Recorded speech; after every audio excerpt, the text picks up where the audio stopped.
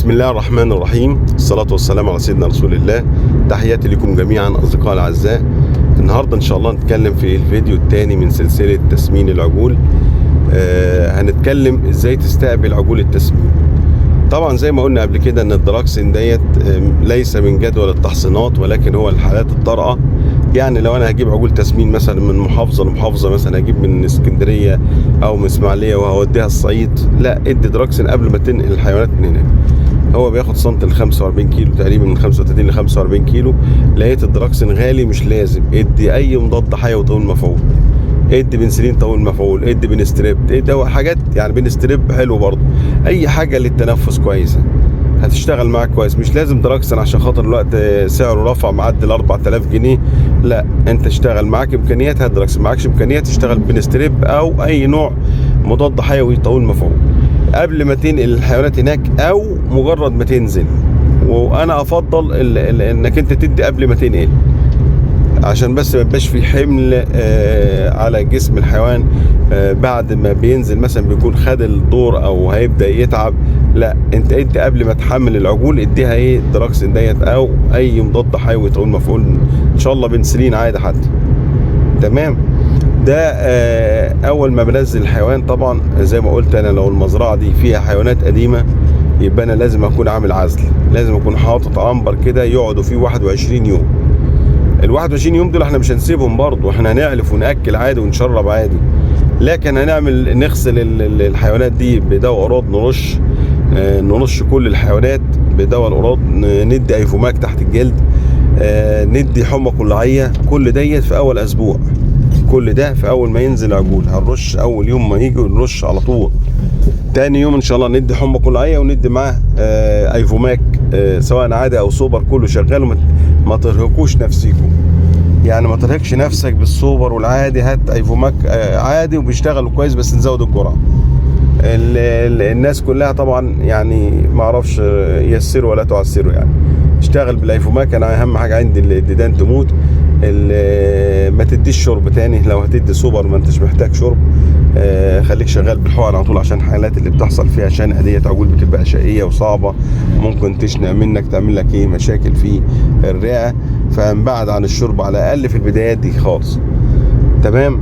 طبعا العجول بتنزل بنحط لها يعني لمده ساعتين كده، ما ناكلهمش، ما تاكلش العجول دي لمده ساعتين. بعد كده تبدا تحط لهم شويه مثلا عرش فول ناشف، شويه دليس ناشف. يعني مش من اول ما تنزل العجول تروح عامل علفه وتروح حاططهم تدخلهم على علف على طول، لا طبعا. تيجي حاجه اسمها حمى الصفر، مرات بتبقى موجوده، يحصل مشاكل في الكرشه، يحصل تلبكات، يحصل اسهالات، فانت في غنى عن الكلام ده كله. تمام. يبقى احنا اللي استلمنا العجول اديناها الدراكسين، بدأنا نرش دواء قراض، بدأنا نستنى ساعتين وبعد كده نبدأ نأكل. تاني يوم بندي الايفوماك والحمى الكلعية، ونبدأ نراقب الحيوانات ديت في خلال ال 21 يوم ديت، نراقبها في العزل. زي ما قلنا ما ندخلش الحيوانات الجديدة على الحيوانات القديمة. وزي ما قلت انا لازم اوحد الاتجاه بتاعي، لازم اوحد الغرض من التربية. لازم الواحد يكون عنده غرض من التربية، انا عايز ايه. ما احطش مثلا ابقار حلاب مع عجول تسمين، الا لو كانت مزرعه كبيره وكل حاجه لها عنبرها المستقل، دي حاجه ودي حاجه. لكن انت ما تخلطش ده مع ده، ما تحطش ده مع ده، خلي كل حاجه لوحدها. تمام. كده ان شاء الله احنا استقبلنا العجول وهنبدا نشتغل بالعلف. طبعا ان شاء الله الفيديو اللي جاي باذن الله هقول لكم على تركيبه العلف اللي احنا بنشتغل بيها هنا في المزرعه، واللي انا قايلها في الفيديوهات كتير عندي موجوده على القناه. لكن ان شاء الله هقول لكم خلطه علف تمشوا عليها خلال الفتره ديت باذن الله، والتدرج من البروتين المختلف خلال دورة التسمين برضه هعرفها لكم، والتحصينات كلها ان شاء الله هقول لكم تعملوا ايه وتدوا ايه في خلال الفيديوهات القادمة بإذن الله.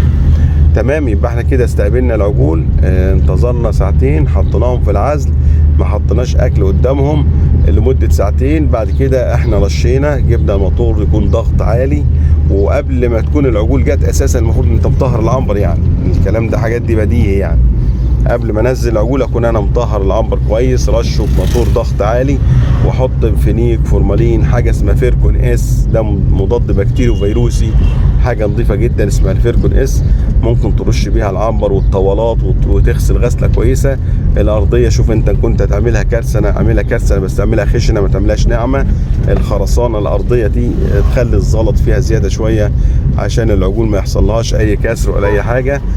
فدي احتياطات واجب التنفيذ اثناء الاستقبال او قبل الاستقبال لعجول التسمين. ان شاء الله الفيديو اللي جاي باذن الله هنقول لكم الخلطه ايه اللي هتمشوا عليها، وهنتدرج مع بعض في خلال السلسله لحد ما نوصل لعجول وزن 500 كيلو باذن الله. تحياتي لكم جميعا والسلام عليكم ورحمه الله وبركاته.